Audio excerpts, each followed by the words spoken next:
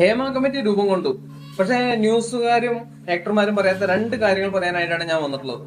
അത് വലിയ വലിയ ആക്ടർമാരും ആക്ട്രസ്മാരും ഇതിനെ കുറിച്ച് പ്രതികരിക്കുന്നില്ല. അതാണ് ഒന്നത്തെ കാര്യം. രണ്ടാമത്തെ കാര്യം എന്താ വെച്ച് കഴിഞ്ഞാൽ ഇതിലൊരു വെൻ അഴിമതി എന്നല്ല പറയാ, ചൂഷണം ചെയ്യപ്പെടുന്നു എന്നാണ് പറയാനായിട്ട്. ഈ ഹേമ കമ്മിറ്റി ചൂഷണം ചെയ്യപ്പെടുന്നു. ഈ രണ്ട് കാര്യം പറയാനായിട്ട് ഞാൻ മെയിൻ ആയിട്ട് വന്നിട്ടുള്ളത്. അപ്പൊ ഞാൻ പറയാം എങ്ങനെയാണ് ചൂഷണം ചെയ്യപ്പെടുന്നത്. അതാണ് എന്റെ ഫസ്റ്റത്തെ ടോപ്പിക്.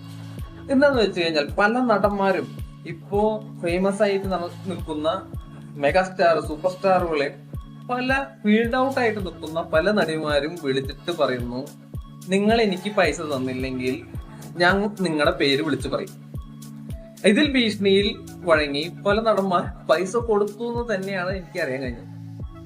അതിപ്പോ കൊടുത്തിട്ടുണ്ടാവും. കാരണം എന്താ വെച്ച് കഴിഞ്ഞാൽ അവർ പൈസ കൊടുത്തിട്ടില്ലെങ്കിൽ അവരുടെ പ്രതിച്ഛായയും മുഖച്ഛായയും മാറാൻ സാധ്യതയുണ്ട്.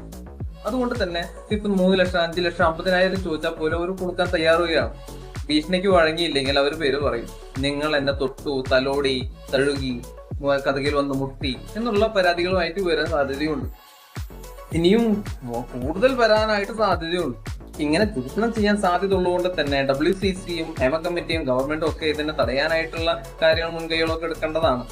പിന്നെ പറയാനുള്ളത് എന്ന് വെച്ച് കഴിഞ്ഞാൽ മുൻനിരയിൽ നിൽക്കുന്ന ആക്ട്രസ്മാരും ആക്ടറുകളും, അതായത് ഇപ്പൊ മുൻനിരയിൽ നിൽക്കുന്ന പൃഥ്വിരാജ്, കുഞ്ചാക്കോ ബോബൻ, അങ്ങനെയുള്ള മോഹൻലാല്, ഇവരൊന്നും ഇടപെടുന്നേ ഇല്ല. കാരണം ഇവർക്കെല്ലാവർക്കും അറിയാം ഇന്ന് ഈ ഒരു ഹേമ കമ്മിറ്റിയെ പൊക്കിപ്പിടിച്ചുകൊണ്ട് നടക്കുന്നു, നാട്ടുകാരും പേടിച്ചുകൊണ്ട് നടക്കുന്നു ഒറ്റ കാരണം കൊണ്ടാണ്. അതാണ് ന്യൂസ് റിപ്പോർട്ടർമാര്. നമ്മൾക്ക് എല്ലാവർക്കും അറിയുന്ന കാര്യം ഞാൻ നിങ്ങളോട് പറയുകയാണ്.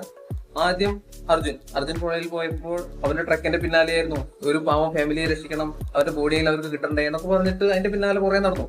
വയനാട് ഉരുൾപൊട്ടിയപ്പോൾ അവരതിനെ കുറിച്ച് മറന്നു. അർജുനുണ്ടോ എന്ന് അർജുന്റെ ന്യൂസ് നമുക്ക് കാണാനേ ഇല്ല. വയനാട്ടുകാരുടെ അടുത്തേക്ക് പോയി, വയനാട്ടുകാർ പിന്നാലെ നടന്നു. 116 കോടി കിട്ടാൻ ബാക്കിയുണ്ട്, 119 കോടി കിട്ടാൻ ബാക്കിയുണ്ട്. അങ്ങനെ പറഞ്ഞ് നടന്നുകൊണ്ടിരുന്നു. ഇന്ന് എവിടെയാണ് വയനാട്? ഇന്ന് ഹേമ കമ്മിറ്റിയാണ്. വയനാട് ഹേമ കമ്മിറ്റിയിൽ ഒലിച്ചുപോയി. അതാണ് സത്യം. ഇന്ന് ഹേമ കമ്മിറ്റിയും പിടിച്ചുകൊണ്ട് നടക്കുന്നു. നാളെ ഇതിനേക്കാൾ നല്ലൊരു ട്രെൻഡിങ് ടോപ്പിക് കിട്ടിയാൽ അവരതിന്റെ പിന്നാലെ പോകും. അപ്പോൾ ആരൊറ്റപ്പെടും? ഇന്ന് സത്യം വിളിച്ചു പറയുന്ന പല ആക്ടർമാരും പല ആക്ട്രസ്മാരും ഇവര് എന്ത് സംഭവിക്കും? ചാൻസ് ഇല്ലാതെ ഫീൽഡ് ഔട്ട് ആയി പോകും. അതല്ല സത്യം.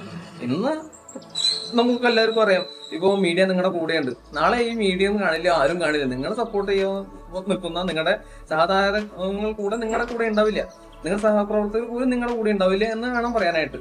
അപ്പോ അതുകൊണ്ട് തന്നെയാണ് ഈ മെയിൻ നടന്മാരും നടിമാരും ഒന്നും ഇപ്പോൾ വായ തുറക്കാത്തത്. കുറച്ച് കഴിയുമ്പോൾ ആരും ഉണ്ടാവില്ല എന്നുള്ള സത്യം അവർക്കറിയാം. അതുകൊണ്ട് തന്നെ അല്ലേ, നിങ്ങളുടെ അഭിപ്രായം നിങ്ങൾ കമന്റിൽ രേഖപ്പെടുത്തുക. നന്ദി, നമസ്കാരം.